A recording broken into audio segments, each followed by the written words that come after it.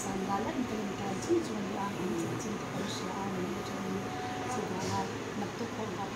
punya sangai berpoti kan sangat ini mana lepo ini Persia ini sesuatu alam itu kan membuat kita ini mulai Persia ini dia kan mulai mungkin dia bersatu ini cuma sedikit untuk dia bắn đầu tiên trong khi chúng ta bắn của ta theo những cái đường làm thì chúng ta thì tôi học tiếng thì ta nên mình cũng cái sao thì sẽ cái là cái đó cũng đang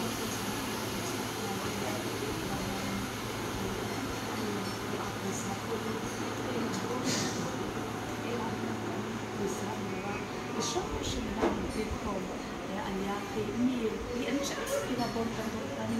thì anh nói sao cũng là lo sợ hỏi sao thì mình biết thì trong khi ta bom trong đội mình thắc gì sự chân gì ví dụ như các cái chuyện này mình sẽ phải cái sự chân anh sẽ tìm ra tin cái sự tốt chỉ là như là một cái câu chuyện sống tình sinh đi cái cuộc sống của nó và cho nên mà như là mọi người đang cần chia sẻ với cái nhau kia cái sự là đi dan tang lo de am de e ma sin de ni kan kan ni kala kan ni so ni ani ka e ma kan ni a chen ha pat squat ni a kan ni ka a so ni ma am ka ya ma har so ka a ka ma ya ni ka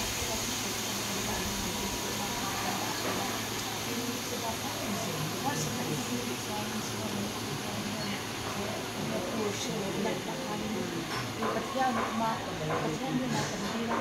ko ya ma chini ni champu tu ko champu tu silai pa ni e ba siam tu ni ni champu e le ba siam tu ni na indira ti amo indira siam ni indira katian san an ni kai san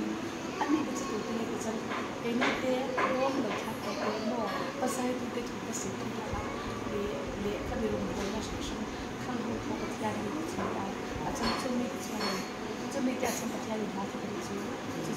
chứ cái loại này thì bị cái gì đó đang là đi theo cho theo thì phải đi cái gì mà cho sản phẩm chứ cái là thì đi cùng cái gì mà ra được cái gì đó cho được lâu mang ảnh là ulang mà đi cùng cho in game kalau sudah belajar atau pun masih kerja siapa ambil sapu